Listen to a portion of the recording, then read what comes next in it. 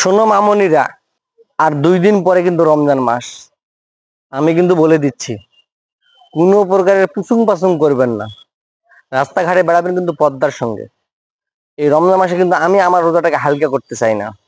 তো আশা করি রমজান মাসে পরিবর্তন হবে। কারণ এই রমজান মাসে সুন্দর পরিবেশে বেড়াবেন, মানুষের সামনে পদ্মার সহিত বেড়াবেন। আর যদি দেখছি মাথার কাপড় মাথায় নাই, তাহলে সোনামণিরা, আমি কিন্তু সেটা কথা কব না। কারণ এটা রমজান মাস। আমি চাই না যে আমার মতো আরো 10 জন রোজাটা হালকা করুক। ব্যাপারটা বুঝতে পারছেন? এই রোজার মাসে আমি যেন দেখি পদ্মার সহিত বেড়াতে। নালে মামুনি ভালো কিছু হবে না কিন্তু।